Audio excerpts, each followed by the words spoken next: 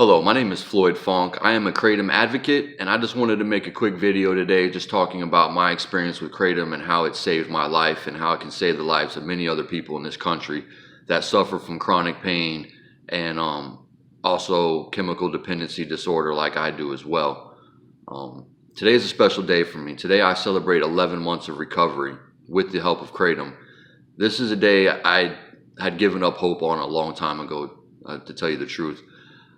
I had an issue with substance abuse for about 23 years. And about 12 years ago, I suffered a work injury and ended up in a pain management clinic.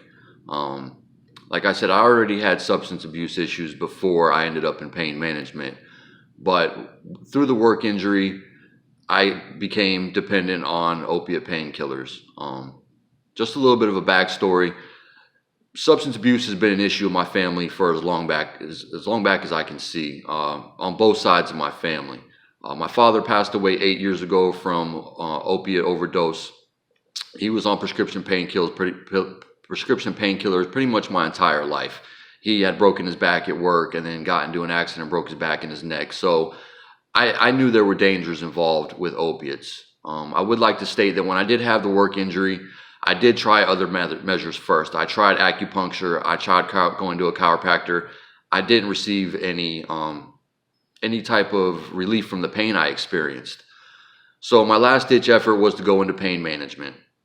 The problem with that is because of my substance abuse issues in the past, I do believe I was born with the disposition to be an addict. I do believe that addiction is something that you can be born with. It's something that is environmental and it's hereditary.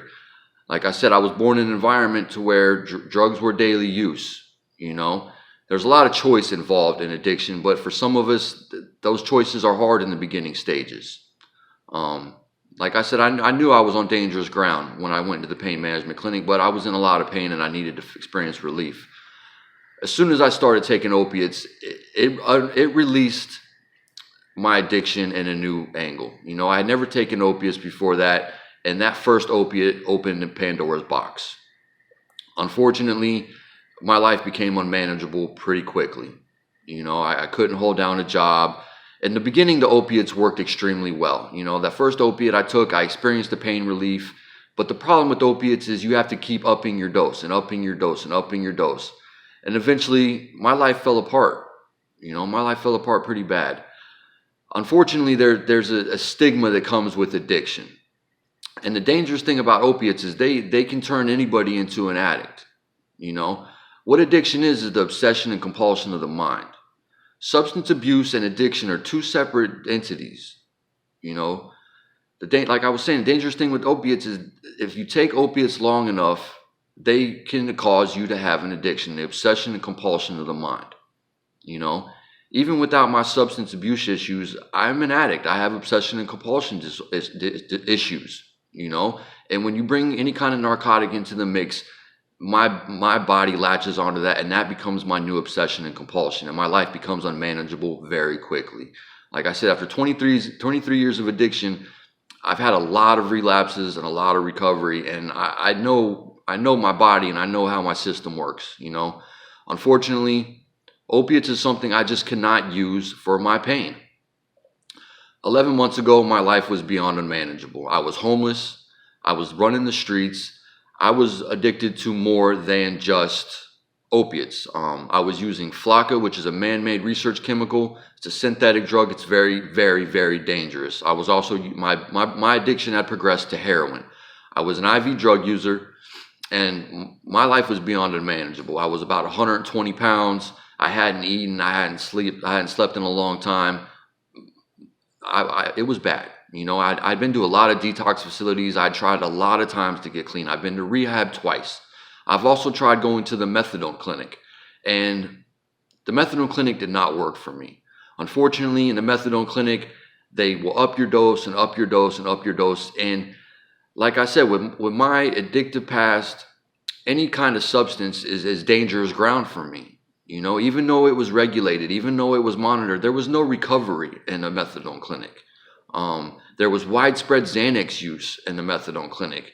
The outside of the clinic and the inside of the clinic was there was drugs being sold. It was very easy for your dose to go up, and it was extremely hard for your dose to go down. If you wanted to decrease your dose, it had to get approved by a doctor. It was not a quick process. It took a long time. My major issue with the methadone clinic is, from my understanding, the methadone clinic was originally supposed to be a quick fix to an opiate dependency issue. This wasn't something you were supposed to be strapped onto for 10 years. These liquid handcuffs are something serious. If you get up to 220 milligrams of methadone, you better pray you don't lose your job. You better pray your car doesn't break down. You better pray, because in my state of Florida, methadone clinics will not touch, or detox clinics will not touch you if you're above like 30 milligrams of methadone. So that's a dangerous ground to walk on, And like I was saying, methadone and Suboxone, they're still opiates. If I ingest the opiate, that opens Pandora's box for me, and it opens up my mind to searching for a lot of other different highs. There's a high involved with methadone. There is a high involved with Suboxone. My hat's off to people who go to the clinic and maintain a healthy lifestyle. But I must tell you, from my experience, those are the minority. Not too many people walk into the methadone clinic and handle themselves in a lifestyle of recovery. I would take drug tests.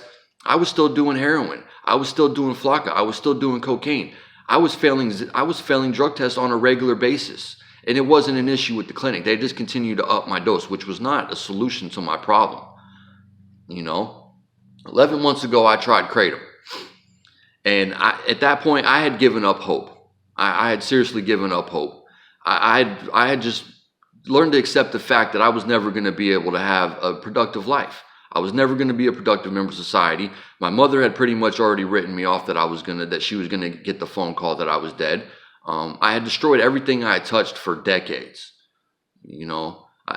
My quality of life was none. I had no quality of life. My quality of life was surrounded around drugs.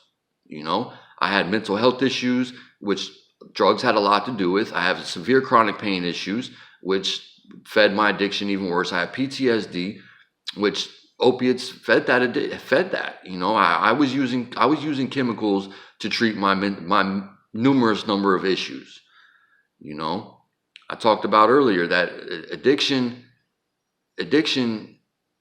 is the disease, and the problem with a lot of us in addiction, that we're born with the disposition to be an addict, is we use chemicals to treat a medical condition.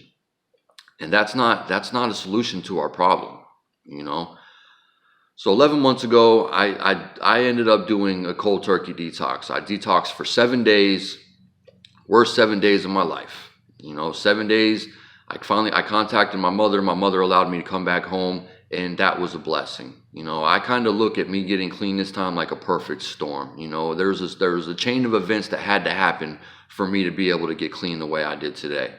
I started taking Kratom after 7 days, and I still had a tough road ahead of me.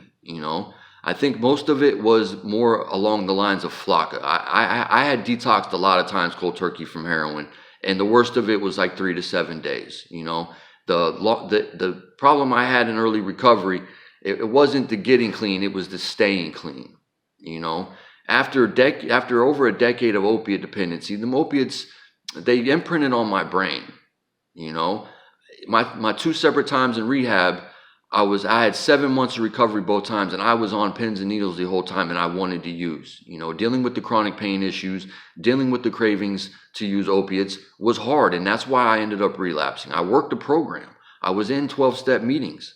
I was in a faith-based rehab. I did everything that was suggested to me, and it did not remove the obsession to use. The obsession and compulsion was still there for me. My addiction had not been treated yet, even though I was doing the steps laid out before me. So my first month was still hard, even though I used Kratom. The best thing that Kratom gave me in my early recovery this time was it took away my desire to use opiates, and that was a blessing. I needed that, Kratom gave me enough time to experience some type of clarity, the mental clarity I needed without chasing the opiates and other chemicals that I had ingested for so long. You know, I was in rough shape. I lost a lot of weight. My mental capacity was not very well because, like I said, if you don't know anything about Flocka, it's an extremely dangerous drug, and that drug needs to be banned from this country any way possible. That drug is dangerous. I was in severe fear that I was not going to bounce back from my mental capacity. You know, I had a hard time reading. I had a hard time talking, but slowly I started to regain. My brain started to rebuild. I started to put weight back on. The problem with addiction is this is a disease of mental, physical, and spiritual. You know, mentally, physically, and spiritual. I was dead. I was dead. Drugs had taken everything from me. Opiates and other narcotics had taken everything I've ever had. You know, any kind of joy, any kind of peace, any kind of freedom, I had given up. You know, I had given it to drugs, and it had taken it. With these, it took it all. Like I said, I have 11 months of recovery. Kratom is what gave me that. You know, Kratom deals with my chronic pain issues. The most important thing for me about Kratom is there's no high involved. You know, people claim that it might have some kind of addictive type properties. I can skip my dose of Kratom without an issue. You know, that's something I could never do with opiates. You know, I had to have them every 4 hours or I was sick. You know, when I don't take Kratom, I don't have the mental obsession with Kratom. You know, that's why this is such a magical thing to me. Anything I'd ever taken before always released that mental obsession that comes with my addiction. Kratom doesn't do that. You know, if I don't have it, I don't have it. I just have to deal with my chronic pain issues, which is a pre-existing condition that has nothing to do with Kratom. You know, Kratom is not a cure. It's a tool. Kratom is one of the tools that I use in my recovery to have a healthy lifestyle today. I live a good life today. I help people recover. I pay taxes. I'm starting to I just filed paperwork to try to get visitation with my son that I haven't seen in a long time because of my addiction. You know, my substance abuse took me down a road that most do not recover from.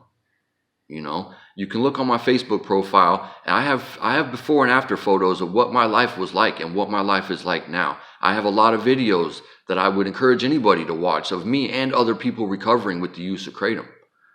You know, our community uses Kratom for chronic pain, what I like to call chronic relapse or chronic addiction, you know, substance abuse issues, anxiety and depression, and there's many other numbers of issues that people use Kratom for.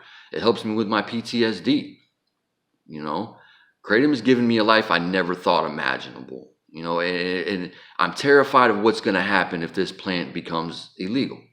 You know, people are going to go back to opiates. People are going to go back to street level drugs. And with all the regulations and restrictions they're putting on opiates and pain management right now, that's a dangerous ground. You know, you're taking away the prescription pain pills, and then you're trying to take away, there's a extremely large number of people that switch to Kratom and have a good quality of life, that if they can't get entered into pain management, we're going to have a serious problem on our hands in this country. You know, our overdose rate is going to spike if they ban Kratom. Our suicide rate for chronic pain issues is going to spike in this country, and it's going to be a disaster. You know, I don't know what I'm going to do if they ban Kratom to deal with my chronic pain issues, because I cannot take opiates in any way, shape, or form. And there's many of people that are like me. You know, I cannot go to a methadone clinic. I cannot take Suboxone. That opens Pandora's box for me. You know, I've been blessed with an amazing plant that has saved my life hands down. And there's no other way around that. You know, I'm hoping we can remove the stigma that comes with addiction. You know, addiction does have some choice in it, you know, but the obsession of the mind is a powerful thing to try to overcome. You know, I've made a lot of mistakes in this lifetime, you know, and I practice my recovery on a daily basis. I have a daily reprieve from my addiction and my substance abuse with the use of Kratom. And with my recovery community and the use of Kratom, I recover on a daily basis. I want to talk a little bit about the Kratom community. Like I said, I've been in 12-step programs. I've been in faith-based rehabs and faith-based 12-step programs, and I've never experienced the love and the fellowship that we have in these Kratom communities. These are a blessing to me. You know, it doesn't matter if it's 3 o'clock in the morning. You can reach up and find somebody that's there to give you what you need as far as an ear or a shoulder to cry on. You know, Kratom is just a small part. Kratom is just another one of those tools in my recovery today. And the Kratom community is beyond this couldn't be recreated. You know, if you set out an outline and tried to recreate this, it couldn't be done. This is just an amazing thing, and we help hundreds and hundreds of people recover on a daily basis. You know, I hope you do some more research on Kratom. I hope you don't believe the hype and a lot of the propaganda that's spread about it. Like I said, my Facebook profile is public, and there's hundreds of stories of people that have recovered with the use of Kratom that live productive lives today. You know, it's all about quality of life for me. I don't knock anybody that still takes prescription painkillers or is in a methadone clinic or the Suboxone. If you have a good quality of life and you're a productive member of society, you take care of your children, you pay your bills, you have a healthy family unit, more power to you.